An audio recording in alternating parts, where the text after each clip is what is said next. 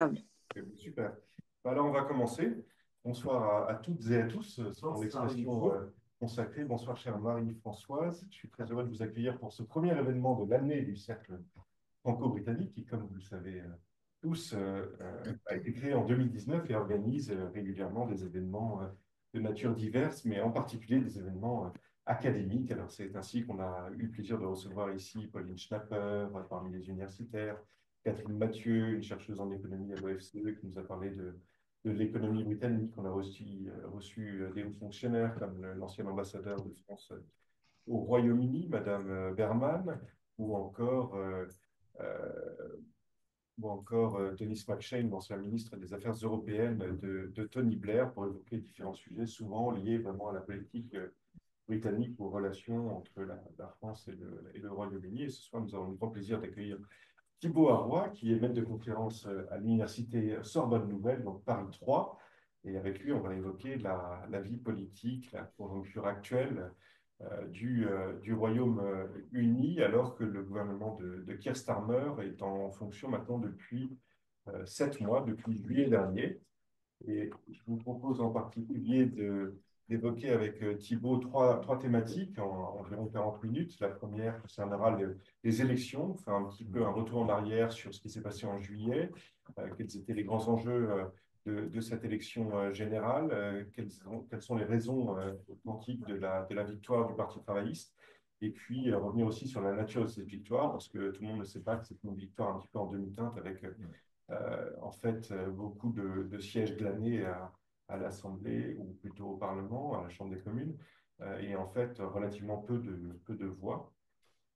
Une deuxième thématique serait le programme et les premières actions du gouvernement travailliste au regard des enjeux actuels du Royaume-Uni, ou plutôt des défis, puisque le Royaume-Uni est malheureusement un pays qui va mal, comme beaucoup d'autres, hélas. Il y a une crise des services publics, un problème de croissance assez grave, des inégalités très fortes, une polarisation de la société et de la vie politique qui est inquiétante.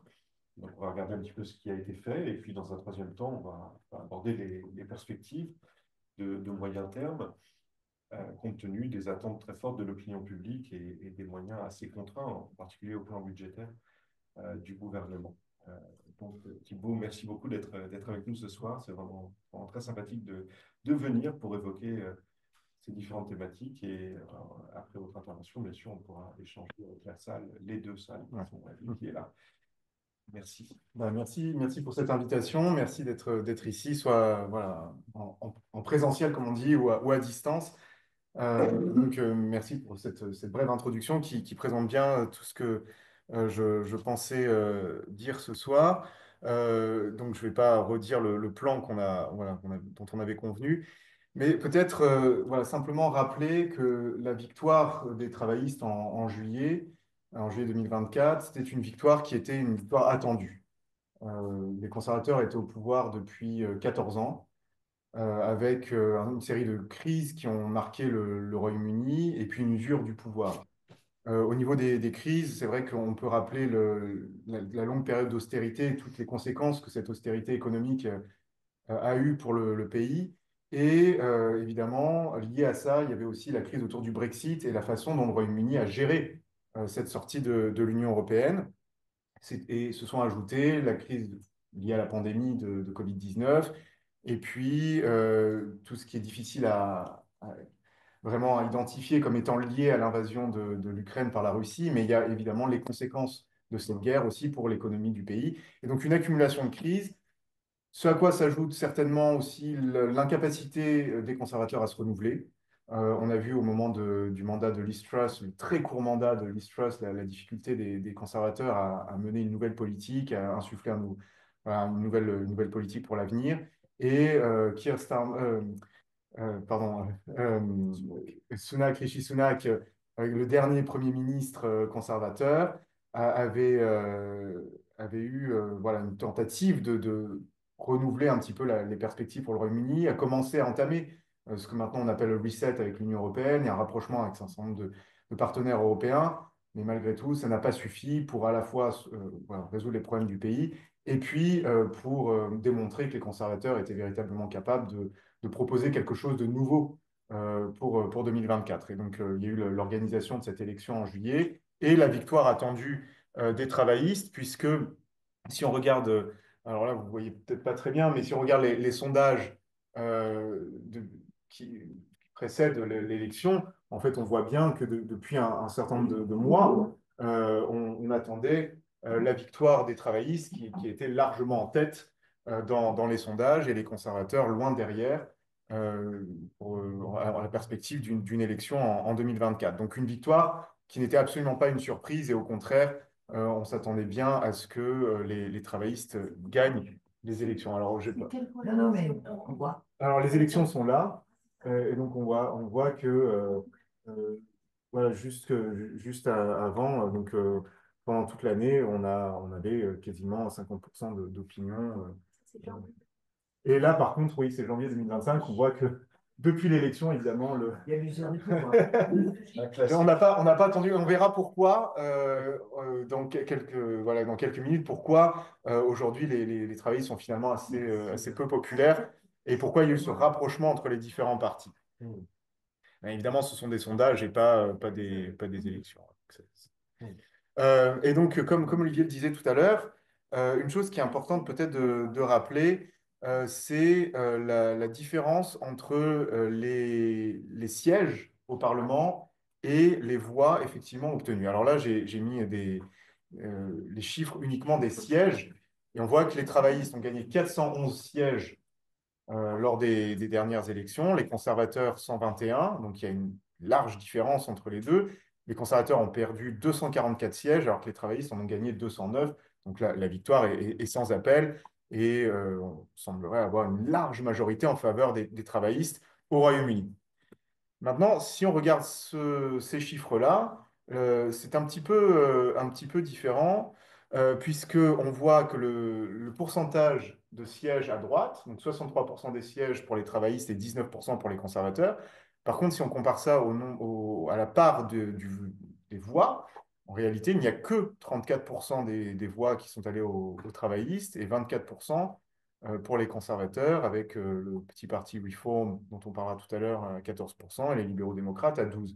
Donc on voit que finalement, l'écart entre les conservateurs et les travaillistes, ou en tout cas entre les travaillistes et les autres partis, est beaucoup plus étroit en termes de voix qu'en termes de sièges. Et ça, c'est lié au mode de scrutin. Puisque, comme vous le savez peut-être, au Royaume-Uni, c'est un scrutin uninominal majoritaire à un tour, ce qu'on appelle le first past the post system en anglais. Et donc, une seule élection, un seul jour d'élection, et celui qui arrive en tête dans chaque circonscription est élu. Voilà, winner takes all. Donc, first past the post, c'est une allégorie, enfin, c'est une comparaison avec le système de course. Hein, donc, celui qui remporte, celui qui passe le premier la ligne, gagne la course, peu importe le nombre de voix pour les autres candidats. Ce qui fait qu'on peut très bien être élu en ayant en fait une majorité tout à fait relative. On n'est pas obligé du tout d'avoir une majorité absolue dans la circonscription. Et bien souvent, en tout cas assez régulièrement, les députés sont élus alors qu'il y a une majorité de voix pour d'autres candidats. Sauf que le vote est divisé. Donc, on peut quand même regarder la carte et voir la répartition des sièges. Et je ne sais plus si j'ai inclus la carte plus loin, mais j'avais, je crois, inclus la comparaison avec 2019 pour montrer que les travaillistes, en fait, ont réussi à regagner un certain nombre de sièges qui avaient été perdus dans des bastions historiquement travaillistes, et notamment dans le nord de l'Angleterre. Et donc, ce qu'on avait appelé le Red Wall, donc ce mur rouge du nord de l'Angleterre, qui avait basculé pour les conservateurs en 2019, qui était l'élection du Brexit. Aujourd'hui, ce sont des sièges qui ont été regagnés par les travaillistes, qui, on le verra, ont aussi gagné un certain nombre de sièges en Écosse, au Pays de Galles, comme c'est le cas traditionnellement. Mais ça, j'y reviendrai un peu plus tard. Euh, Là, j'ai essayé de. Voilà, c'est un graphique qui est conçu par YouGov qui montre comment les voix de 2019 se sont réparties en 2024 et comment finalement les électeurs ont choisi de changer leur vote éventuellement. Et donc, on voit que les travaillistes ont gardé un grand nombre de leurs électeurs, ont regagné des électeurs chez les conservateurs, donc c'est les fameux Red Wall. Donc, il y a une partie du vote conservateur qui est repassée chez les travaillistes. Donc ça, c'était finalement attendu et les travaillistes avaient beaucoup fait pour que les choses se passent de cette façon. En revanche, ce qui était la grosse inconnue et qui est confirmé par ce graphe, hein, c'est que on voit qu'un certain nombre de votes conservateurs, en fait, en réalité, ne sont pas allés vers les travaillistes, mais plutôt chez Reform UK. Et donc, c'est ce petit parti qui est à l'extrême droite, hein, qui est à la droite du Parti conservateur, qui a siphonné un certain nombre de voix du Parti conservateur. Et ça a son importance sur l'avenir du Parti conservateur et sur la façon aussi dont les travaillistes conçoivent l'avenir, puisqu'en réalité, dans un grand nombre de circonscriptions, ceux qui sont arrivés deuxième, ce ne sont pas les conservateurs, mais c'est Reform UK. Et donc, voilà, on peut comprendre qu'aujourd'hui, la stratégie en vue des prochaines élections sera certainement de voir comment on peut contrer cette menace grandissante de Reform UK, à la fois du côté des conservateurs, mais aussi chez les travaillistes. Quant aux libéraux démocrates, je pense qu'ils ont fait, la plupart du temps, bon, ils ont fait un meilleur score que la dernière fois, et ça s'explique aussi par un vote tactique. C'est-à-dire que quand, dans une circonscription, les travaillistes avaient peu de chances de remporter la circonscription, mais que les électeurs voulaient absolument se débarrasser du député conservateur, eh bien peut-être que parfois ils ont choisi de voter libéraux-démocrates tactiquement pour faire tomber les conservateurs, plus que par adhésion véritable au programme des libéraux-démocrates, mais qui cette fois-ci se rapprochait quand même un peu plus du programme travailliste que du programme conservateur. Voilà en tout cas pour un aperçu de ce qui s'est passé en juillet 2024. Maintenant, si on regarde les priorités du gouvernement, la grande priorité du gouvernement travailliste actuel, c'est la croissance. Parmi voilà, les choses qui ont été mises en avant dans ce qu'on appelle le discours du roi, donc en fait le moment où le gouvernement présente son programme devant les deux chambres réunies, ce qui a été mis en avant, c'est vraiment la croissance comme priorité du gouvernement. Alors, Excusez-moi, oui. excusez-moi, je vous coupe, mais en fait, pour ceux qui suivent à distance, on a rien sur l'écran. On est toujours sur votre première page Ah, de titre. Donc, on a envoyé des petits mots sur le chat, mais je pense oui, que vous ne les je voyez peux pas, pas le donc je me faire, permets de vous ouais. couper. Euh, Pardon. alors attendez, on va essayer de refaire le partage. Pourtant, Oui, pourtant on est bien en partage, mais Peut-être passer en plein écran, peut-être, parce que du coup, c'est pas le plein écran. Je pense qu'on voit peut-être que ça bloque. c'est curieux parce que Alessandra avait partagé le. est-ce que là vous voyez la... Oui, ça y est, maintenant on est bien sur la slide. C'est Ah, bon. Super. ok. Merci beaucoup, désolé. Euh, ouais, en dessous, ouais. Voilà. Bon, alors, bon, bah, désolé, du coup, vous n'avez pas vu mes magnifiques extraits. Et notamment Euh, le parti que tu gobes, ouais, c'est toujours marrant. oui, voilà. Mais c'est pas si simple, hein. Non, alors c'est basé sur des... Parce qu'en fait, il faut regarder les bandes sur Oui, latérales. Ouais. ouais. Et Pour c'est voir, basé surtout sur des sondages. Donc évidemment, on n'est jamais absolument sûr, mais c'est extrapolé oui, à partir ouais, des sondages. ouais. Donc la croissance, donc pourquoi? Tout simplement parce que on voit que c'est une croissance qui chute depuis un certain nombre d'années, en particulier depuis le Brexit, hein, donc c'est le graphique que vous voyez ici. Et bon, malgré tout, le point, alors c'est moi qui n'arrive plus à passer une slide. Voilà. Le point positif, on va dire, c'est que là où on attendait une récession du Royaume-Uni dans les chiffres qui allaient être annoncés là en début d'année, finalement, je crois, les chiffres d'hier ou d'aujourd'hui, je ne sais plus quand est-ce que c'est paru, finalement, il y a une très faible croissance qui permet au Royaume-Uni d'éviter la récession. Donc, finalement, les choses sont peut-être pas aussi catastrophiques qu'on pensait qu'elles allaient l'être pour le gouvernement Starmer, mais ça reste extrêmement fragile. Et on voit bien que l'objectif pour les travaillistes, et ils ne répètent que ça à longueur de temps, hein, c'est de voir comment relancer l'économie, comment relancer la croissance. Euh, du côté de l'inflation, de la même manière, les chiffres sont meilleurs il y a quelques mois.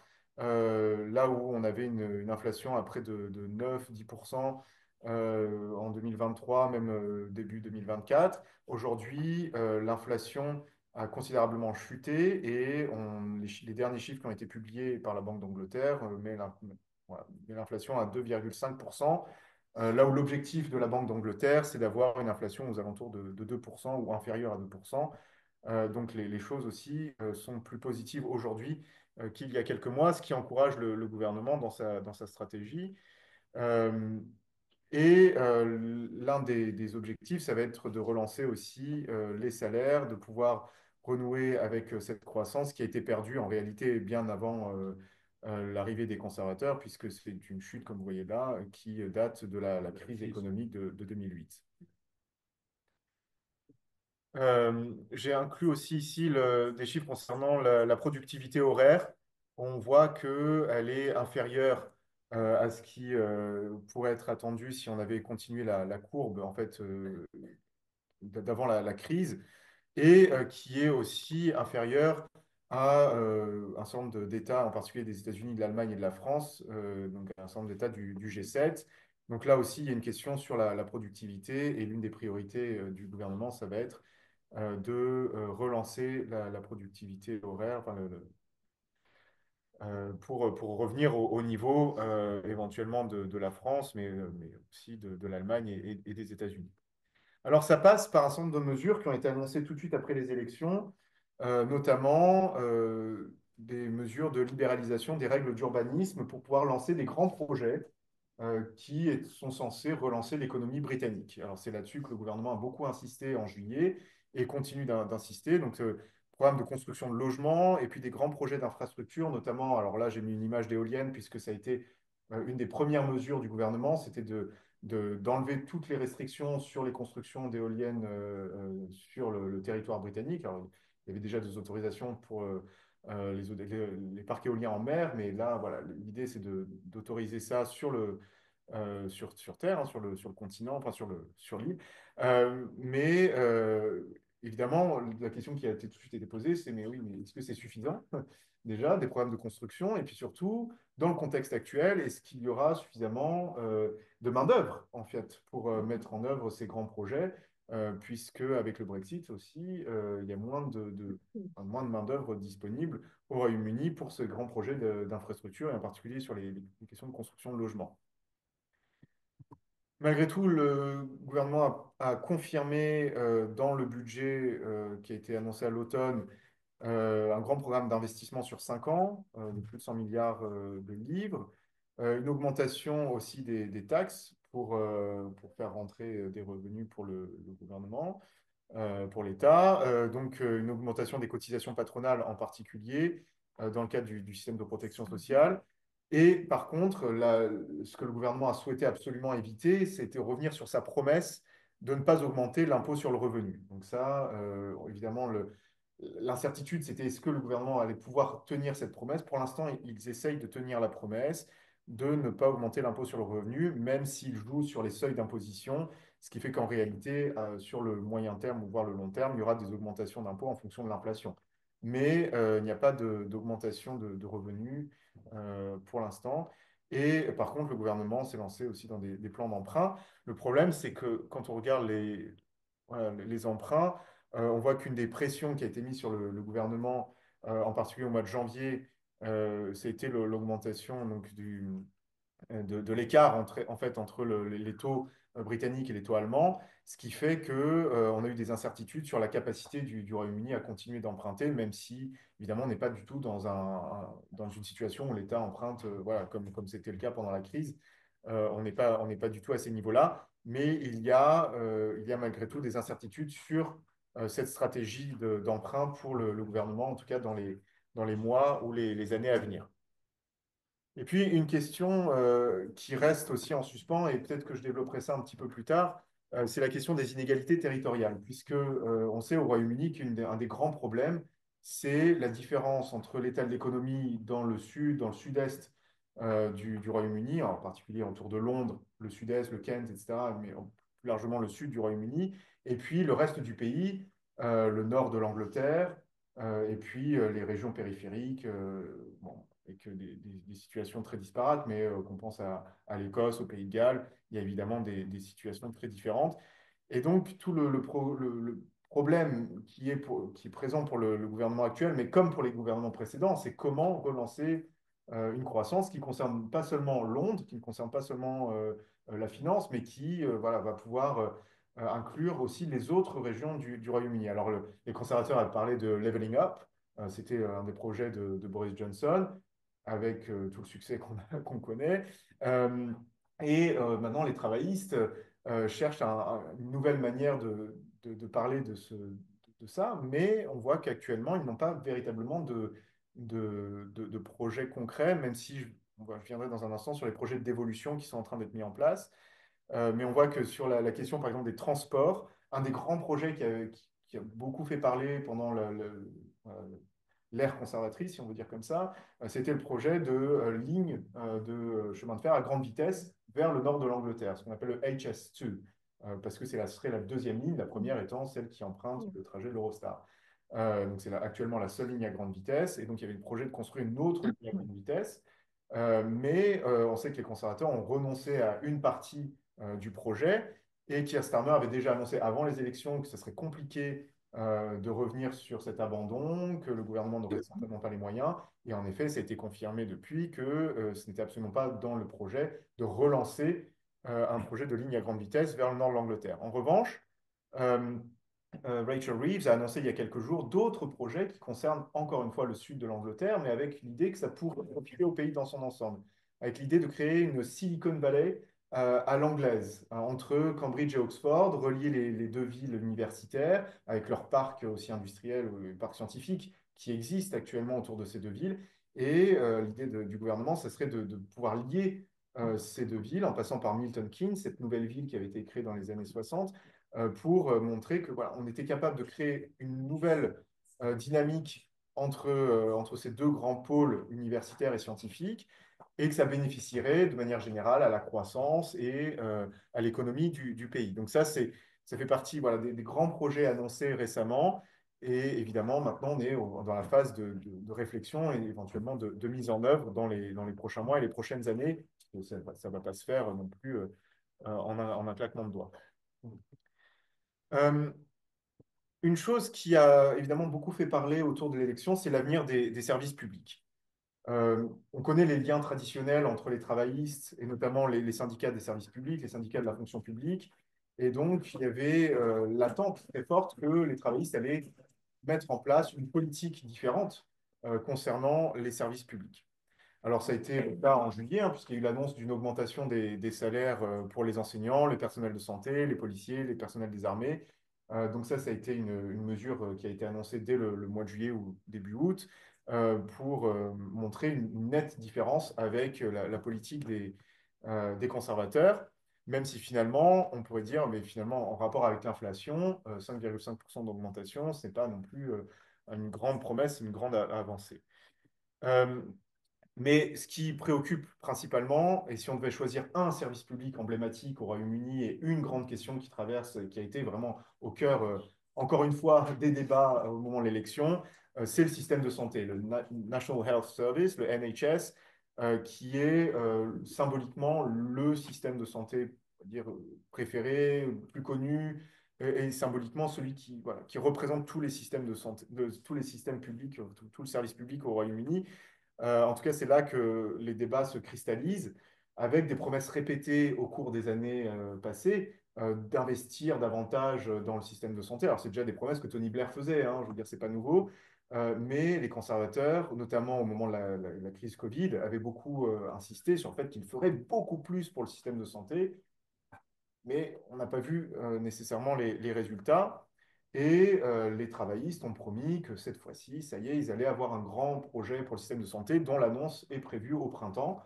Donc d'ici quelques mois, l'annonce d'une grande transformation du système de santé et peut-être d'investissement dans le système de santé, malgré les contraintes économiques actuelles. Donc à voir comment le gouvernement résoudra cette question de voilà, dépenser plus et en particulier dans le système de santé, sachant que ce qui anime particulièrement les électeurs, hein, c'est la question du temps d'attente quand on a une intervention, voilà, on attend une intervention, par exemple, chirurgicale. Les waiting lists, si vous regardez la presse britannique, ça revient très souvent et ça fait partie des grands problèmes du système de santé. Et donc, le gouvernement a promis de s'attaquer particulièrement à cette question-là et plus largement donc, au financement du système de santé dans son ensemble et à sa réforme. Et une chose qui a aussi préoccupé les Britanniques immédiatement après l'élection, ce sont les émeutes de l'été 2024 et tout ce qu'elles ont révélé d'un autre système public qui est le système carcéral avec la mise en avant de la surpopulation dans les prisons, puisque le gouvernement avait beaucoup insisté sur le fait qu'ils allaient tout de suite gérer voilà, la question de l'arrestation et des procès et donc de l'incarcération possible des émeutiers. Et donc, ça a mis en exergue immédiatement le problème de la surpopulation, qui est encore une fois un problème ancien, mais que voilà, peut-être que le gouvernement n'avait pas comme priorité immédiatement après les élections, mais les émeutes l'ont poussé, on va dire, comme priorité. Surpopulation carcérale, la question de la construction de davantage de prisons, mais dans quel but, quelle politique par rapport à l'incarcération, quelle politique par rapport à la réinsertion aussi, ça a été largement débattu. Et puis la question éventuellement de libération anticipée pour pouvoir faire de la place dans les prisons et voir comment gérer certains prisonniers sur le long terme. Est-ce que finalement l'incarcération est toujours la solution quand, voilà, face à certains crimes ou certains délits. Donc ça fait partie des grands débats aussi actuels au Royaume-Uni avec là aussi l'attente de solutions après ce qui s'est passé cet été. Quelle était la cause des émeutes? Alors, la cause des émeutes, alors, je pensais peut-être en parler plus tard, mais on peut en parler maintenant. C'était autour d'un fait divers, d'une agression dans une ville d'Angleterre, mais attisé par Nigel Farage, donc le leader de Reform UK, qui a fait de ce fait divers l'occasion de s'attaquer au problème de l'immigration. Alors que, il me semble, l'auteur du fait divers n'était absolument pas un immigré, ça n'avait rien à voir, mais ça a été attisé par un certain nombre de groupes d'extrême droite, en partie par Nigel Farage, de manière complètement irresponsable, et ça a créé ces émeutes anti-immigrés où on s'est attaqué à des centres d'asile, et donc ça a complètement dégénéré certainement dans la lancée de ce qui s'était passé un mois avant, c'est-à-dire que l'élection avait voilà, tourné aussi autour de cette question de l'immigration. Donc la population, en tout cas certaines parties de la population étaient particulièrement alertes sur ces questions, et donc il a fallu peu pour que les émeutes dégénèrent, alors que le gouvernement aussi certainement cherchait ses marques et voilà, n'était pas forcément au rendez-vous pendant l'été pour répondre tout de suite immédiatement à cette question. Et peut-être pour conclure sur cette partie sur les services publics, il y a la question de l'organisation de l'État au Royaume-Uni.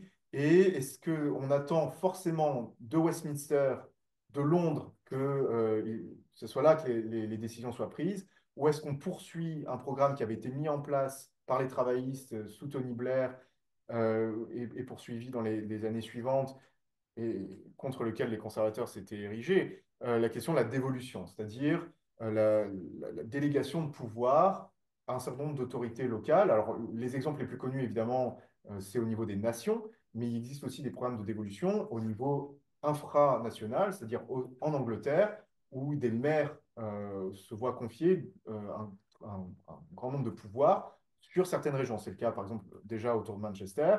Et il est question de donner plus, et à Londres évidemment, il est question maintenant de donner plus de pouvoir dans d'autres régions à de nouveaux maires. Alors quand on pense maire, il ne faut pas penser aux 36 000 communes françaises, hein.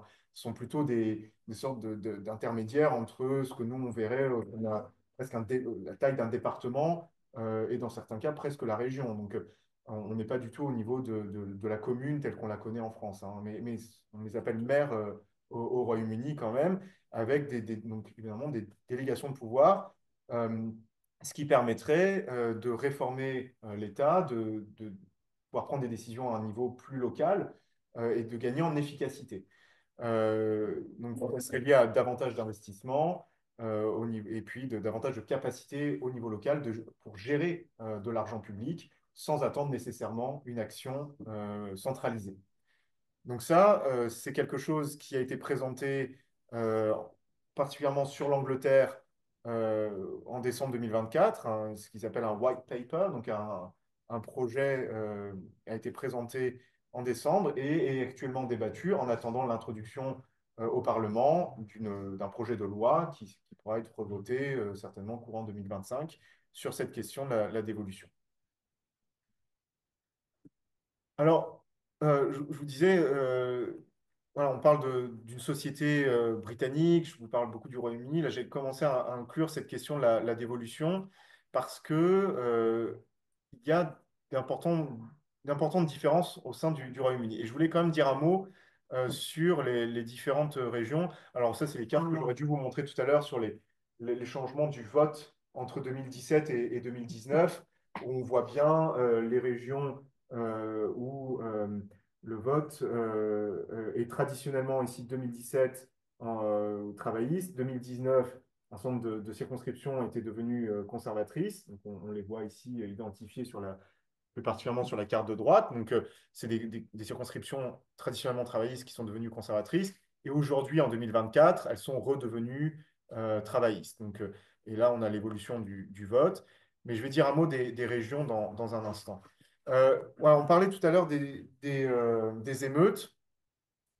Euh, et j'ai aussi introduit dans la première partie la question de la montée d'une droite radicale. Et donc, au niveau de la fragilité de la population, ça dit quelque chose quand même de l'évolution du Royaume-Uni avec ce parti Reform UK, dirigé par Nigel Farage. Alors, Nigel Farage, vous le connaissez certainement, c'est le leader historique de UKIP, UK Independence Party, qui était le petit parti qui avait été fondé dans les années 90 avec comme seul objectif la sortie voilà, de l'Union européenne. Évidemment, l'objectif a été atteint en 2016. Et après, on s'est demandé, mais finalement, qu'est-ce qui va se passer? Et Nigel Farage, en effet, a quitté UKIP et est revenu quasiment immédiatement avec le Brexit Party, dont le seul but était d'influencer d'abord la dernière élection dans laquelle le Royaume-Uni a envoyé des députés européens. Donc, il y avait un certain nombre d'élus du Brexit Party à Strasbourg en attendant le Brexit effectif et puis pour peser sur l'élection de 2019 au Royaume-Uni. Alors, ils n'ont pas eu d'élus, ou très peu, il me semble pas, mais en tout cas, ils ont beaucoup influencé le Parti conservateur. Et ils ont beaucoup pesé sur la stratégie de Boris Johnson. Et une fois ce Brexit Party dissous, Nigel Farage est revenu comme leader de Reform UK, qui veut exactement faire la même chose aujourd'hui, c'est-à-dire peser sur le Parti conservateur, continuer d'influencer le Parti conservateur et influencer les débats sur les thématiques qui sont chères à ce parti, c'est-à-dire la question de l'immigration, la question aussi de préserver l'héritage du Brexit, c'est-à-dire de ne pas sacrifier le Brexit, comme ils le disent, donc ne pas tenter de revenir dans l'Union européenne ou en tout cas de s'associer trop étroitement avec l'Union européenne. Donc ça fait partie on va dire aujourd'hui, des fébrilités de la société britannique et de l'électorat britannique. Alors j'ai parlé des émeutes, donc j'y reviendrai pas. Maintenant, je voudrais quand même faire un petit tour très rapidement sur ce qui se passe voilà, dans les autres nations que l'Angleterre. Alors souvent, la question qui se pose dans ce genre de présentation, c'est alors est-ce que l'Écosse va devenir indépendante? Alors si on regarde les derniers sondages, vous voyez que la ligne noire, qui est celle qui est en haut actuellement, c'est la ligne qui est des électeurs qui voteraient non en cas de référendum sur l'indépendance. Et la ligne bleue qui est en bas, c'est celle des électeurs qui aujourd'hui disent qu'ils voteraient oui s'il y avait un nouveau référendum sur l'indépendance de l'Écosse. Donc on voit qu'actuellement, il y a une majorité contre l'indépendance, mais qui reste finalement voilà, pas forcément très très franche, 56%. On peut, ouais, sans qu'il y ait de débat, donc on pourrait penser que s'il y avait un débat dans les années à venir, les choses pourraient évoluer comme elles ont évolué en 2014, où lors du dernier référendum, il y a eu une certaine frayeur à un moment que potentiellement, bon, même si finalement le référendum a été perdu par les indépendantistes. Si on regarde ce qui s'est passé en juillet, par contre, l'Écosse a voté largement, en tout cas a renvoyé un certain nombre de députés travaillistes à Westminster, ce qui n'était pas arrivé depuis longtemps. Les travaillistes n'avaient pas fait un si bon score depuis longtemps. Et surtout, ce qui est frappant, c'est que le Scottish National Party, qui dominait le Parlement pour ce qui concerne les élus écossais, hein, qui avait le plus grand nombre d'élus écossais au Parlement de Westminster, n'a plus aujourd'hui que 9 députés à Westminster. Par contre, il continue de dominer la vie politique en Écosse, le Parlement écossais. Il y a des élections à venir en 2026 et évidemment, la question qui se pose, c'est est-ce que le parti indépendantiste, le SNP, va réussir à se reconstruire et à remporter une majorité à nouveau au Parlement écossais, ou est-ce que les travaillistes vont dominer également cette chambre-là, sachant que le système de vote n'est pas le même. Et donc, on peut imaginer que les résultats ne soient pas du tout fidèles à ce qu'on a eu en juillet 2024 lors de la prochaine élection, puisque les enjeux sont différents et que le système électoral est différent. Donc l'indépendantisme n'est pas enterré complètement, c'est pas, voilà, on n'est pas à la fin de l'indépendantisme. Euh, pour ce qui est du Pays de Galles, le parti qui domine au Pays de Galles, c'est traditionnellement le parti travailliste. Et donc là, encore une fois, cette fois-ci, le parti travailliste a remporté un grand nombre de sièges, suivi par Plaid Cymru, qui est le parti nationaliste gallois.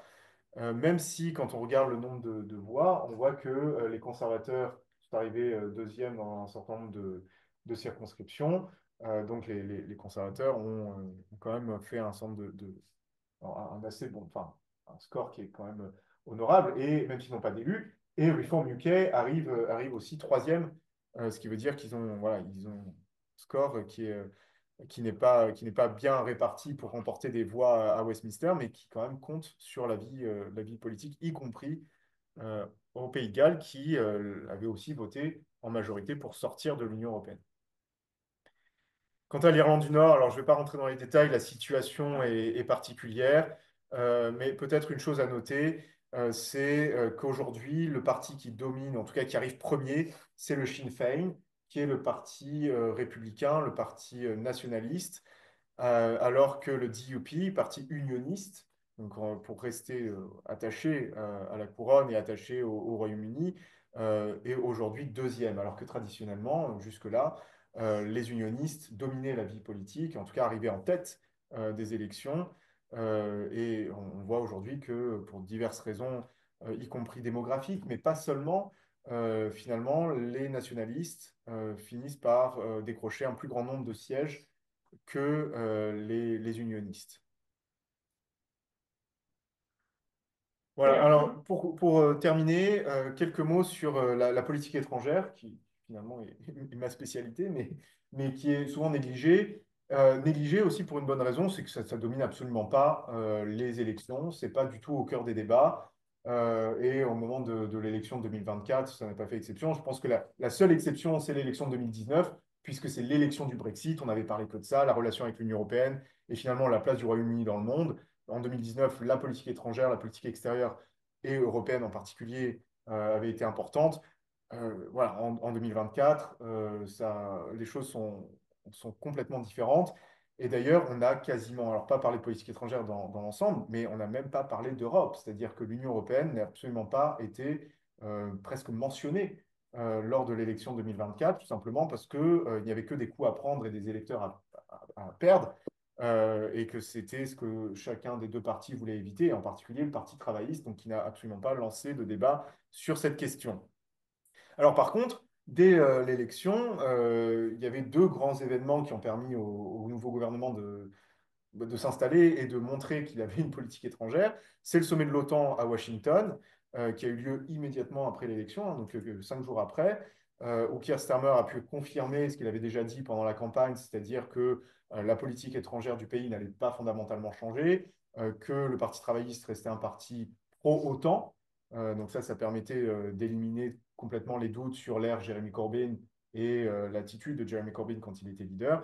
Le Parti travailliste aujourd'hui est un parti qui défend voilà, même position que les conservateurs quant à l'appartenance à l'OTAN et qui confirme aussi le soutien à l'Ukraine en juillet 2024. Donc ça, c'était une continuité, montrer la continuité dans cette politique. Et c'est ce qui a été très clairement dit lors du sommet de Washington en juillet, qui a été suivi par le sommet de la communauté politique européenne, qui a eu lieu au Royaume-Uni, donc sommet qui a été largement préparé par le gouvernement précédent.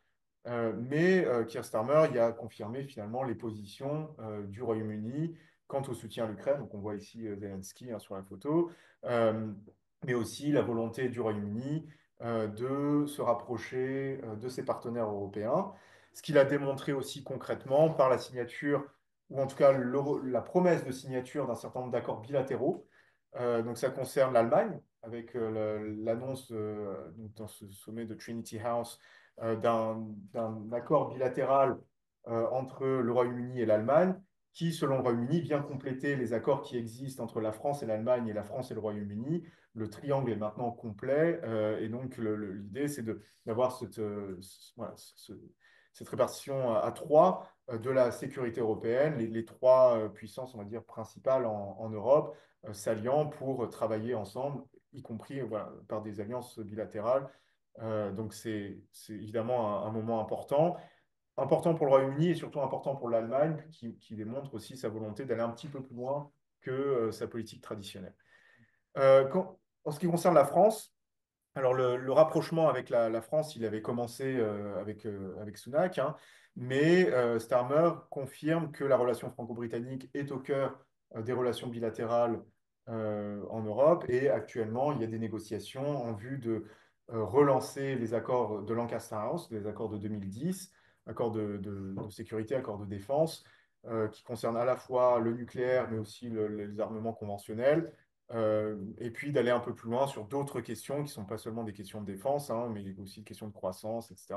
Donc il y a une volonté de travailler en bilatéral avec la France qui a été confirmée par le gouvernement Starmer. Et ce qu'on attend tous, c'est, oui, mais alors quid de l'Union européenne? Alors, le gouvernement Starmer a annoncé depuis longtemps sa volonté d'un reset, donc de relancer les relations avec l'Union européenne sur un certain nombre de points, en priorité la sécurité. Alors, c'est vrai qu'on attend des grandes annonces sur la sécurité. Il y a eu des rencontres là, récemment, tout début février, où Starmer a été invité à se joindre à ses partenaires européens à Bruxelles. Et on peut penser qu'en 2025, il y aura concrètement un sommet avec des annonces sur cette question particulière de la sécurité et de la participation britannique à la sécurité européenne, question sur laquelle on attendait le Royaume-Uni pendant les négociations et finalement question qui a été complètement laissée de côté pendant les négociations du Brexit.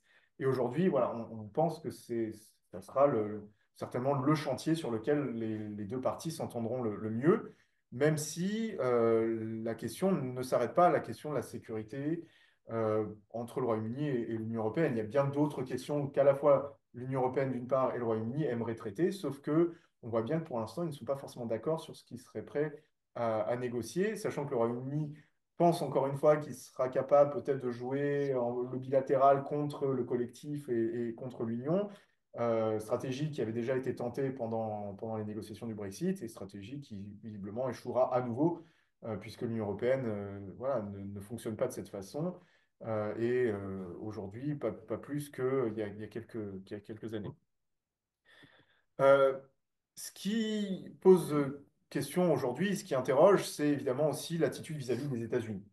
Alors, ouais, je n'ai pas besoin de faire un dessin hein, sur ce qui se passe avec Trump, la question des droits de douane, la question éventuellement d'un accord de libre-échange qui avait été mentionné pendant le premier mandat de Donald Trump. Il y avait cette question de, voilà, est-ce que le Royaume-Uni aurait accès à un accord de libre-échange avec les États-Unis? Et aujourd'hui, on voit que cette question revient.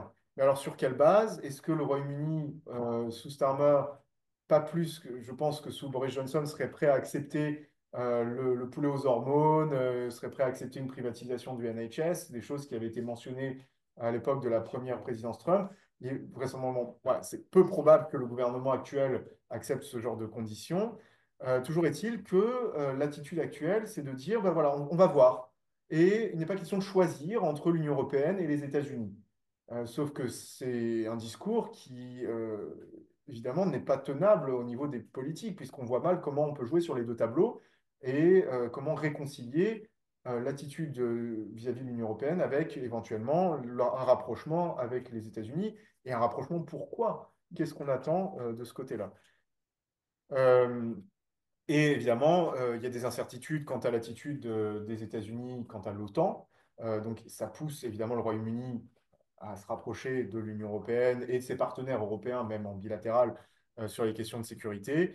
Et puis, on voit bien que l'attitude actuelle de quelqu'un comme Musk quant à l'extrême droite en Europe et en particulier au Royaume-Uni avec la promesse de soutien à l'extrême droite, les attaques contre le Premier ministre, on voit bien que c'est peu encourageant quand on est quelqu'un comme Starmer qui se veut comme un défenseur de la démocratie.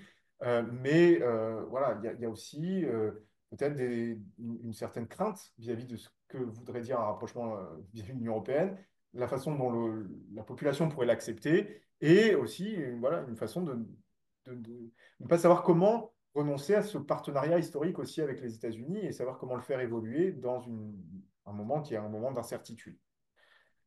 Donc en conclusion, le gouvernement Starmer avait promis le changement, mais avait aussi dit qu'il n'aurait pas de baguette magique. Et on voit bien aujourd'hui qu'en effet, il n'y a pas de baguette magique. Et même, on n'a même pas forcément de projet concret sur ce que veut dire ce changement dans un certain nombre de domaines. Et qu'on attend encore, près de 7 mois après l'élection, on attend encore concrètement un certain nombre de plans, y compris sur les services publics, y compris voilà, vis-à-vis de l'Union européenne, etc. Donc, dans tous les domaines, on attend voilà, ce que le gouvernement concrètement veut faire.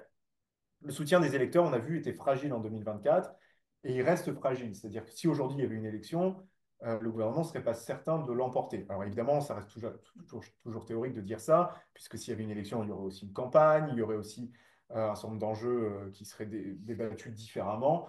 Donc évidemment, les sondages seront toujours à prendre avec précaution, puisque on n'est pas dans un cadre d'élection. L'élection prochaine, normalement, aura lieu en 2029, donc il reste du temps.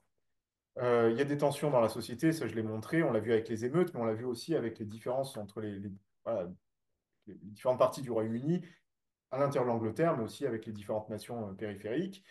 Voilà, ce sur quoi j'ai conclu ma dernière partie, mais qui sera ma conclusion générale, c'est que finalement, quelques mois après l'élection, on reste dans un temps d'incertitude à tous les niveaux, quant au projet, mais aussi quant au contexte dans lequel ces projets pourraient être mis en œuvre. Je vous remercie.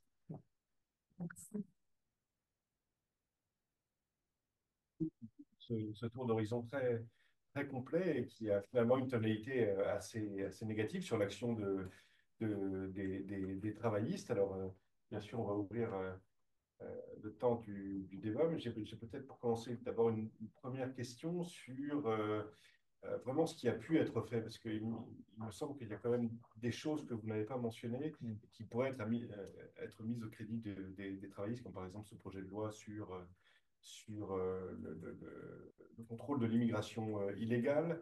Il y a la dévolution, il y a les plans de croissance locaux qui semblent être favorisés, il y a certains projets d'investissement également, comme la troisième piste à Heathrow. Donc, les plans en matière de transition énergétique qui semblent quand même avancer, quoi. Alors, Oui, qu'est-ce que vous en alors pensez? il y a quand même un certain nombre de choses alors, qui ne sont pas forcément des projets tout nouveaux d'ailleurs, hein. Il y a des projets qui sont simplement la continuité de projets anciens ou si on prend le cas simplement par exemple de Heathrow, c'est un projet qui est régulièrement sorti de la tombe, on en débat et puis alors là, le gouvernement encore une fois annonce que cette fois-ci on va le faire. Mais ça a déjà été le cas au cours des dernières années. Et puis finalement, ouais, c'est un projet qu'on enterre régulièrement. Alors, est-ce que cette fois-ci, pour de vrai, ce sera le cas? Voilà, peut-être, mais bon. C'est un projet qui avait fait l'objet d'un recours en justice. Et Voilà. les juges avaient rejeté les contestations, je crois, Ouais. de la création de cette troisième piste.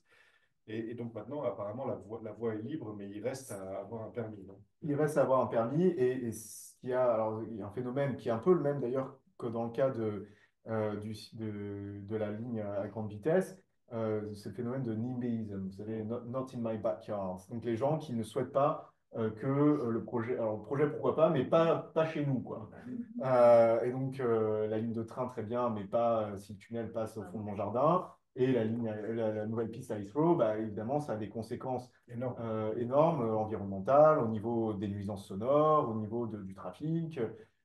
Donc, évidemment, ça aboutirait, je crois, à ce qu'il y ait 2000 vols par heure. Oui, oui, oui, non, mais donc c'est évidemment un projet d'envergure qui n'est pas sans conséquence, mais qui évidemment est défendu aujourd'hui avec cette question de la croissance en disant, mais voilà, il y a aussi un prix à payer si on veut effectivement voir la croissance revenir. Donc vous avez raison de le mentionner, comme d'autres projets, par exemple je parlais tout à l'heure donc de ce projet entre Cambridge et Oxford.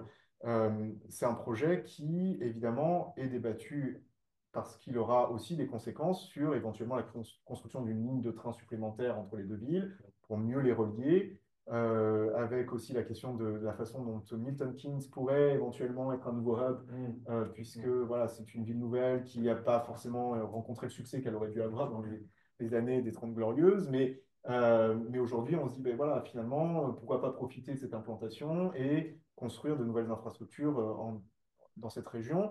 Donc, c'est évidemment des projets qui, oui, sont à mettre au crédit du gouvernement travailliste. Et vous avez mentionné d'autres projets qui, évidemment, voilà, sont lancés, mais dont il est trop tôt pour dire s'ils seront faisables, s'ils seront faits, effectivement, et quels bénéfices, en fait, le pays pourra retirer, puisque il y a des bénéfices attendus, mais voilà, on n'est qu'au début de ce genre de projet, et on voit bien que ces dernières années, il y a eu beaucoup d'hésitations, et que beaucoup de projets, par exemple Leveling Up, le projet des conservateurs, il n'y a pas eu, De fait, n'a pas été suivi d'effet. pas suivi d'effet, et il n'y a pas eu les conséquences économiques bénéfiques pour le nord du pays qui étaient attendues, puisque voilà, on n'est pas allé au bout du projet. Donc, bon, à 7 mois, on ne peut pas encore dire ce qui sera de ces projets dans l'avenir. Et sur la lutte contre l'immigration illégale, il est question de donner des nouveaux pouvoirs de police extraordinaires, manifestement, aux forces de l'ordre. Tout à fait. Ça paraît. Oui, alors, ça fait partie très fort. Oui, mais ça fait partie de tout un tas de réflexions euh, qui sont liées au fait que l'immigration est placée comme priorité par les électeurs. Ça a été extrêmement débattu, compris voilà, pendant la campagne, mais même avant ça, hein, depuis le Brexit, la question de l'immigration est très importante pour l'électorat britannique. Et vous vous souvenez certainement que le gouvernement précédent, alors les conservateurs, hein, les gouvernements conservateurs précédents s'étaient engagés à arrêter les traversées de la Manche et à gérer différemment l'asile, puisqu'il y avait même eu le projet d'envoyer les deux demandeurs d'asile au Rwanda. Vous vous souvenez certainement de ce projet qui avait été extrêmement débattu et très choquant par rapport aux droits de l'homme. Et évidemment, les travaillistes étaient inscrits en faux, avaient promis que s'ils étaient élus, tout de suite, ils arrêteraient cette politique qui d'ailleurs n'avait même pas eu le temps d'être mise en place par les conservateurs. Mais ils s'étaient quand même engagés, les travaillistes s'étaient quand même engagés à trouver une solution à la question de l'immigration. Alors peut-être plus prudemment, sans donner forcément les chiffres que les conservateurs avaient donnés, en disant qu'ils voulaient diminuer l'immigration de moitié, etc. Mais voilà, il n'en reste pas moins que on attend aussi les travaillistes sur cette question de l'immigration et ils veulent certainement aussi montrer qu'ils sont efficaces et qu'ils ne sont pas un parti qui voilà, n'est pas capable de garder les frontières, comme on a souvent dit, en disant bah, voilà, les travaillistes ne seront pas sérieux sur cette question. Donc je pense que c'est pour ça que le gouvernement met en place cette question de force de police, négocie aussi avec le gouvernement français à nouveau sur la question des passages dans la Manche, mais aussi s'est renseigné auprès de Meloni, de manière surprenante. On n'attendrait pas un travailliste avec Giorgia Meloni pour parler de la façon dont l'Italie gère la question de l'asile avec notamment l'Albanie. Et ça, c'est quelque chose qui a beaucoup surpris, parce que c'est une alliance un peu surprenante, en tout cas un dialogue un peu surprenant. Mais voilà, le gouvernement veut montrer qu'il agit aussi sur cette question de l'immigration. Est-ce qu'il serait question d'identifier un pays capable de recevoir Voilà. migrants L'Albanie a été mentionnée. qui soit plus proche et plus acceptable que le Rwanda, quoi, Oui, mais c'est pour ça qu'il y a eu cette question de l'Albanie discutée avec l'Italie, même si aujourd'hui les travaillistes ne s'engagent absolument pas sur cette question, puisqu'ils veulent évidemment éviter d'être pris à défaut comme les conservateurs. très forte. Mais il y a de nouveau, je pense, des négociations avec la France sur la façon dont la France aussi gère son côté de la Manche. Moi, j'ai été frappé par des similitudes dans les questions qu'il faut traiter. Voilà, la surpopulation carcérale, le système de santé, la montée de la droite radicale, l'immigration bien sûr, avec, comme chez nous, le problème du manque de moyens, on va dire, hein, financiers. Et je voulais savoir, quel est le taux d'endettement de la Grande-Bretagne comparé au nôtre? Nous, on sait qu'on emprunte maintenant au taux grec, et À peu près, hein, je veux dire. Je n'ai pas en tête, mais c'est à peu Est-ce qu'ils sont pires que nous? alors non, ils sont pas pires que nous, mais c'est pas non plus. On est sensiblement dans les mêmes eaux. Après, j'ai pas le taux exact en tête. On n'est pas très loin. On n'est pas très, très loin. Je crois qu'ils sont à 100%, nous on est à 100, Oui, 113. voilà, c'est ça. La dette avait été contenue pendant très longtemps, Dans en les particulier conservateurs? sous les travaillistes. Non. Sous les conservateurs, oui, et les travaillistes aussi, en fait. Et ça a explosé suite à la crise financière, effectivement. Mais ils ont une grosse différence par rapport à nous, c'est que en fait, en Europe, on a quand même un marché unifié de la dette européenne. Eux, elle est en sterling. Ouais. Donc, au niveau des fonds qui investissent en dette, bah, c'est essentiellement des fonds UK et éventuellement des fonds étrangers qui ont des parts sterling. Mais c'est sûr qu'ils ont une profondeur d'investisseurs qui n'a rien à voir avec le marché de l'euro, sur lequel la dette française se finance, entre autres. Dans le cadre de la croissance, la volonté de développer la croissance, est-ce que c'est une croissance verte qu'ils veulent essayer de continuer à développer en matière de transition écologique, changement climatique? Est-ce qu'ils sont toujours Alors, ça reste. Alors, disons que dans le discours, oui. Ça reste évidemment la priorité. On voit mal aujourd'hui un gouvernement dire non, finalement.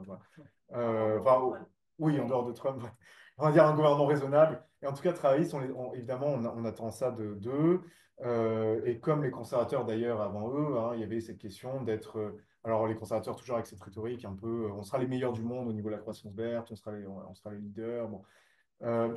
Donc les travaillistes continuent à maintenir cet objectif, même si concrètement, comme dans tous les pays, ça reste difficile déjà de prouver que l'investissement sera sur le long terme effectivement vert, et puis de jouer avec les contraintes qui pèsent sur l'économie et parfois des choix qui sont difficiles à faire si on veut effectivement être respectueux de l'environnement et s'engager dans une politique qui soit véritablement une politique dire verte sur le long terme.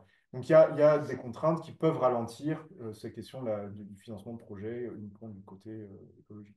au niveau énergétique, ils ont pas mal développé l'éolien offshore. Voilà, l'éolien offshore. Aujourd'hui, cet engagement du gouvernement tout de suite après l'élection de pouvoir construire un éolien qui ne soit pas seulement offshore. Donc ça a été un engagement fort symboliquement aussi parce que là aussi, il y avait une question de NIMBYism. Hein. Encore une fois, l'éolien, bah oui, en mer, c'est bien, mais on ne le veut pas dans le jardin. Bah là, voilà, le gouvernement travailliste a tranché immédiatement après l'élection en s'engageant sur la construction d'éoliennes, en tout cas en autorisant les projets. Même si, évidemment, dans l'énergie au Royaume-Uni, il reste une grande part qui est liée au nucléaire et qui est défendue aussi par les travaillistes, avec aujourd'hui des débats un peu comme ceux qu'on a en France d'ailleurs sur la création de mini-centrales, de petites centrales. On a exactement le même genre de débat. En fait, juste le 100% que vous dites, il y a eu toute une polémique en août parce qu'effectivement, les chiffres d'août, pour la première fois depuis les années 60, avec un article du Guardian, la dette avait touché les 100% du GDP. En fin d'année, elle est plutôt descendue à 98%. Mais c'est 4 points de plus que l'année d'avant. Oui. Parce qu'il y a un problème de baisse de croissance, quoi, qui est très net. Sans croissance, on ne peut pas rembourser la dette. En fait, derrière ça, il y a une vraie crise du modèle économique anglais contemporain qui s'épuise. On le voyait déjà avec les inégalités, la qualité des emplois, mais là, maintenant, il y a la capacité à créer des richesses. Et alors, moi, je voulais revenir sur le cadrage macroéconomique, parce que si j'ai bien suivi pendant la campagne, Rachel Reeves avait dit on n'augmentera pas les impôts, sauf les impôts des écoles privées. Et si je me souviens bien, elle n'avait pas mentionné les cotisations, alors on peut dire les cotisations, c'est pas vraiment les impôts. Elle avait mentionné effectivement la possibilité de jouer sur le barème. Mais en fait, compte tenu des besoins, notamment pour résoudre la crise des services publics, on sent que ce cadrage-là ne tient pas, quoi. Mais c'est évidemment ce qui... On pense, honnêtement, il y a un certain nombre de personnes, et ça faisait partie des inquiétudes au moment de l'annonce du budget d'automne, puisque le gouvernement avait commencé à préparer les esprits en disant il y a des choix très difficiles à faire, on a découvert des dettes qu'on ne pensait pas avoir, etc. Donc, un trou noir. Donc, il va falloir faire des sacrifices. Donc, préparant les esprits de cette manière, on pensait que Rachel Reeves directement allait renoncer à sa promesse et allait effectivement augmenter les impôts. Ça n'a pas été le cas, mais bon, c'est vrai qu'on peut se demander sur le long terme comment ils vont faire sans jouer sur sur le biais-là. Ça fait partie des incertitudes et évidemment, si finalement ils choisissent d'augmenter les impôts, politiquement, ça va être très difficile à gérer. Il va falloir beaucoup d'efforts de pédagogie, ou je ne sais pas comment dire, mais pour convaincre la population que finalement, il n'y avait pas d'autre choix, puisque ça fait partie de leur promesse fondamentale. J'ai une question sur votre vision de la stabilité institutionnelle, justement, du Royaume-Uni dans ces circonstances un petit peu diverses et variées par rapport à d'autres pays européens où ça tangue un peu. Est-ce que cette monarchie constitutionnelle est pour vous un facteur de stabilité? Voilà, j'aimerais votre vision. Oui, alors, bon, c'est un système parlementaire qui a montré, je pense, sa grande capacité à passer les crises, notamment pendant le Brexit. Parce que c'est un moment où on s'est beaucoup interrogé sur les pouvoirs respectifs du Parlement, du Premier ministre, du gouvernement dans son ensemble, et de savoir qui finalement devait décider cette question, sachant qu'on avait fait appel au référendum, qui n'est pas tellement dans la tradition britannique, il y a peu de référendums au Royaume-Uni, et le fait que la majorité était si faible en faveur de la sortie de l'Union européenne, que finalement le gouvernement, sans mettre de minimum de participation ou de majorité minimum, a choisi de suivre l'avis en disant que ça sera contraignant. C'était quelque chose d'assez nouveau.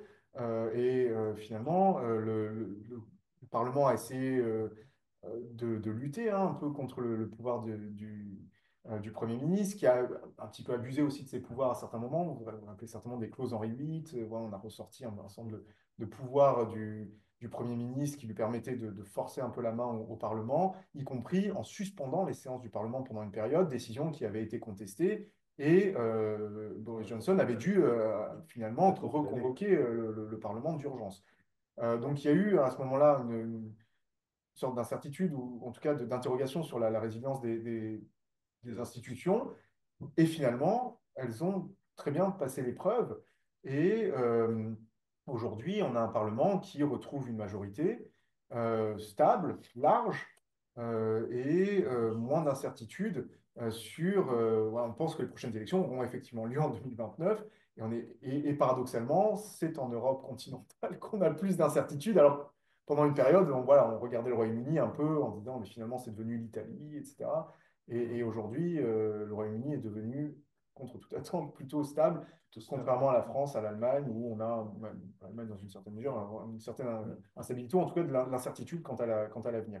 Donc, à l'heure actuelle, je ne dirais pas qu'il y a d'incertitude maintenant sur l'avenir des institutions, même s'il y a des projets de réforme de ces institutions. En particulier en ce qui concerne la Chambre des Lords, qui est toujours débattue de par son côté non élu. Alors, les travaillistes avaient beaucoup réduit en 98 la part des membres de la Chambre des Lords qui ont hérité de leur titre, en tout cas de leur droit de siéger. Ils ne sont plus que résiduels maintenant, mais ça reste une chambre qui est largement nommée. Et donc, on parle souvent de projets d'en faire autre chose, c'est-à-dire une chambre des régions, par exemple, un peu à l'allemande, ou même inspirée du Sénat français, hein, avec voilà, qui pourrait être plutôt représentatif des territoires d'une autre manière, avec un autre système d'élection, pourquoi pas. Donc ça fait partie des choses qui pourraient être débattues, une grande réforme institutionnelle dans les années à venir. Et puis il y a toutes ces questions de dévolution, évidemment, avec un pouvoir de plus en plus voilà, décentralisé. Et ça aussi, ça réforme aussi l'État et la façon dont l'État est géré et les régions sont gérées. Donc, il y a beaucoup moins de l'ordre héréditaire, oui, mais il y a encore des ordres à vie. Oui, ça c'est la grande majorité. Oui. Et quelques membres qui sont aussi des membres ecclésiastiques. C'est ça. Et est-ce qu'il est question de revenir sur le statut de l'ordre à vie ou quoi. Ce serait ça le débat, ce serait de voir si voilà, on passe d'un système de nomination à un système d'élection, mais dans quel contexte. Alors, c'est des listes, oui, du gouvernement hein, qui nomment un certain nombre de personnalités qui peuvent être soit des personnalités indépendantes, donc qui siègent sans affiliation partisane, ou des membres qui ont une affiliation partisane. Donc, les conservateurs régulièrement ont nommé des membres de la Chambre, et puis les travaillistes vont certainement voilà, faire de même. Il y a des en remerciement de bons et loyaux services. Souvent, souvent. Alors, c'est ça le problème maintenant de ce qu'on reproche au Lord, c'est-à-dire que euh, ça a été un peu, alors à la fois une maison de retraite, on va dire, pour anciens membres éminents des grands partis, et puis on a vu dans les dernières années se développer aussi des récompenses euh, avec, voilà, contre un certain nombre de donations au parti, et bien finalement, on récompense au bout d'un moment, on est nommé à la Chambre des Lords, et du coup, on a un accès voilà, on peut participer à faire les lois. Ce qui en dit beaucoup sur la nature démocratique aussi de cette Chambre. Même si le caractère non élu n'est pas forcément un frein, hein, parce que, comme on le débat souvent, les juges qui participent beaucoup finalement à faire les lois, hein, puisqu'il y a cette question de la jurisprudence, l'interprétation des lois, les juges ne sont pas élus non plus. Hein. Donc, finalement, le caractère non élu n'est pas fondamentalement antidémocratique. Mais il y a quand même une question de qui on nomme dans la Chambre. Moi, j'ai une question sur Nigel Farage, parce que je suis vraiment étonnée qu'il ait pu rebondir quand on sait qu'il a proféré des choses totalement fausses, notamment sur le système de santé. On sait qu'il a été financé par la Russie, enfin, pour déstabiliser justement l'Union européenne et faire passer le Brexit.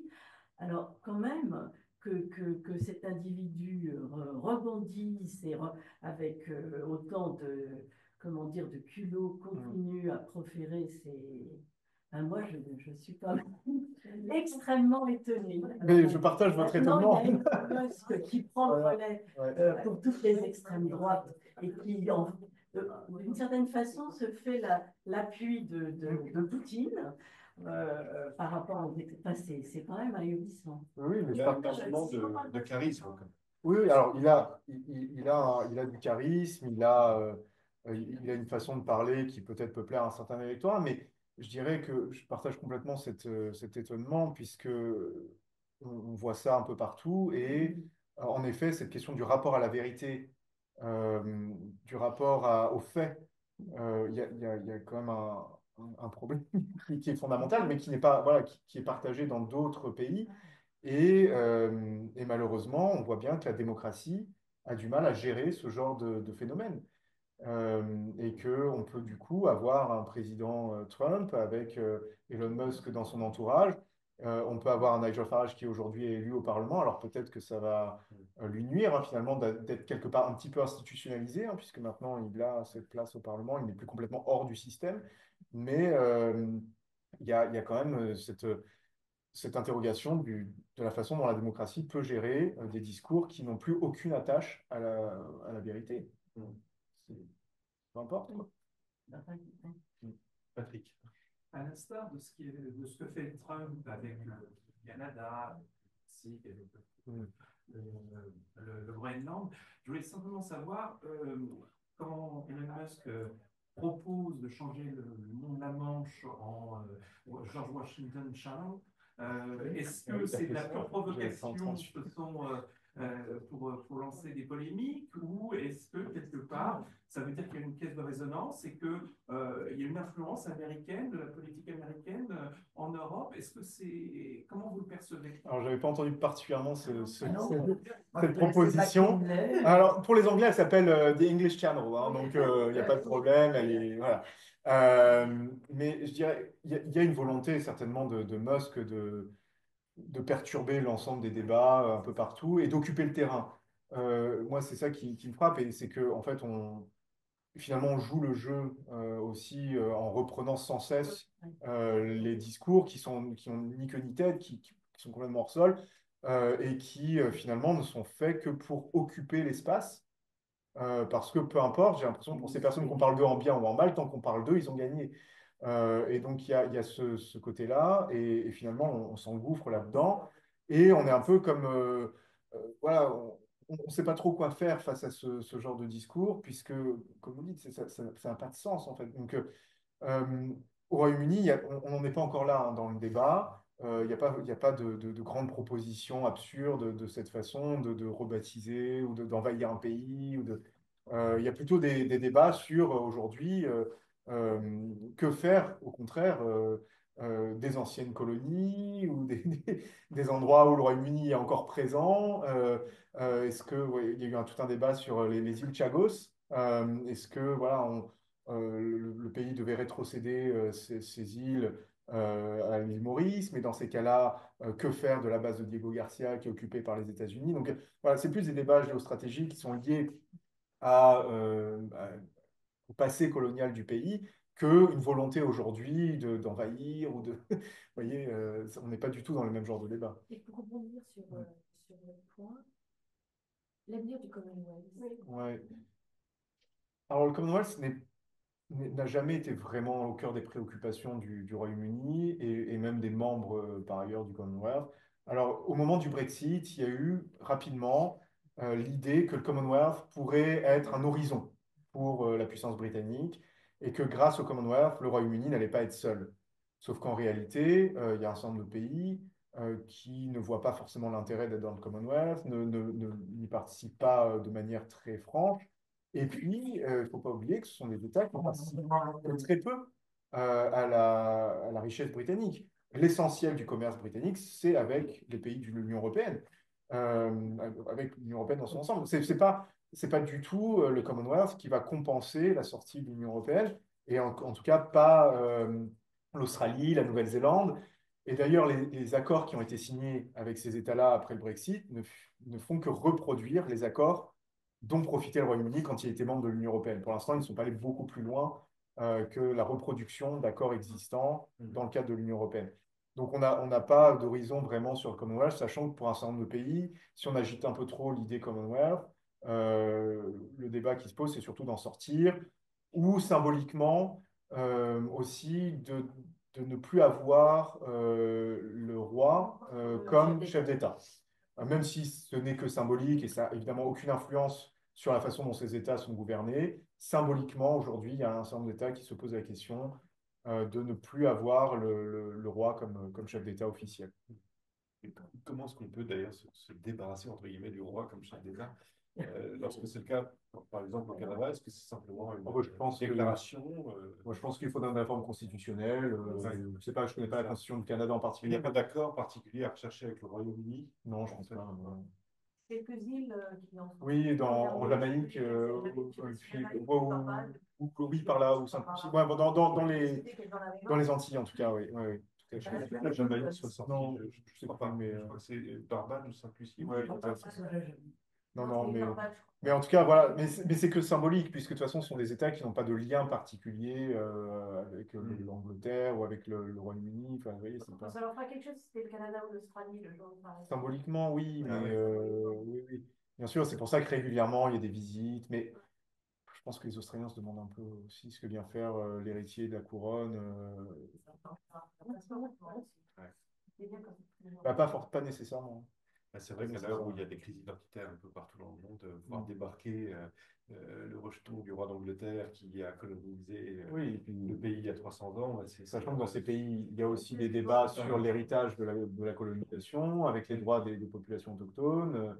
Bien sûr, bien Voilà, sûr. Alors, vous avez parlé des accords commerciaux qui ont été conclus sur le modèle de ce qui existait entre certains pays du Commonwealth et l'Union européenne. Il y en a beaucoup qui ont été conclus, par exemple avec l'Australie, il y a eu un accord, avec le Canada, il y a eu un accord. oui, alors Canada, je ne me souviens pas des détails, avec l'Australie, avec la Nouvelle-Zélande, et puis après avec d'autres États qui ne sont pas nécessairement le Japon, et puis La Turquie. il y a aussi une volonté de s'intégrer davantage dans aussi l'ère Indo-Pacifique, Ouais. avec l'accord CPTPP, donc l'accord transpacifique, dont ils sont devenus membres, et puis un rapprochement avec l'ASEAN, alors qui pour l'instant reste un peu pareil, à reproduire la situation de l'Union européenne, mais voilà, une volonté de se rapprocher aussi avec les États de cette région du monde. Et alors, justement, on parle de le problème, c'est qu'ils ont des problèmes sur bateau. Alors, si on revient sur la marine et l'armée britannique, quel est l'état actuel? Parce qu'ils ont des gros problèmes de recrutement, ils ont des problèmes de matériel. Bah, ils ont 2 porte-avions maintenant, hein. Oui, mais Mais bon, il y a le fonctionne deuxième, mais vraiment. pas. Oui, c'est ça le problème en opération. Bah, disons Ils ont que. des gros problèmes de recrutement qui Oui. sont. Alors, le problème d'avoir 2 porte-avions, c'est qu'en fait, le porte-avions, il navigue jamais seul. Et il faut avoir autour tout le groupement aéronaval qui accompagne le porte-avions. Et donc, ça veut dire à la fois avoir 2 flottes, enfin 2 groupements entiers et avoir le personnel, évidemment, du coup, pour faire naviguer tous ces bateaux. Donc ça, évidemment, ça pose des problèmes. Et le gouvernement a annoncé prochainement la publication d'une nouvelle revue stratégique, donc après celle de 21, celle de 23, donc une mise à jour, en tout cas, ou une nouvelle stratégie dans l'ensemble, mais avec la question de choix aussi, peut-être, à faire. Et ça, c'est quelque chose d'assez frappant pour le Royaume-Uni, c'est-à-dire que le Royaume-Uni a toujours présenté sa capacité à occuper tous les terrains, à être présent sur tout type de conflit. Aujourd'hui, la question qui se pose, c'est est-ce que, voilà, sans renoncer à aucune arme, mais est-ce qu'il faudrait favoriser, par exemple, la marine euh, par rapport à l'armée de terre? Mais sauf qu'aujourd'hui, avec un conflit comme celui en Ukraine, on voit mal comment on pourrait prendre la décision complètement voilà, de diminuer les forces terrestres. Donc, ça fait partie des débats actuels, savoir comment gérer l'avenir de voilà, de l'armée, des armées, sachant que l'avenir aussi doit prendre en compte de plus en plus les formes de guerre hybride, et donc des capacités tout à fait particulières qui sont nécessaires pour faire face aux nouvelles menaces, qui ne sont pas uniquement des menaces traditionnelles, mais aussi voilà, des menaces sur des infrastructures, et y compris par le numérique. Donc voilà, ça fait partie aussi des choses que l'armée doit prendre en compte. Si on revient sur le cas du Brexit, est-ce que vous pouvez nous dire un mot de l'évolution de l'opinion publique sur cette question? Je crois que maintenant, c'est assez clairement, dans beaucoup de sondages, polls of polls, comme on dit, une majorité qui regrette ou qui voudrait, selon la formulation de la question, revenir dans l'Union européenne. On est passé d'un Brexit à un Brexit, comme on dit.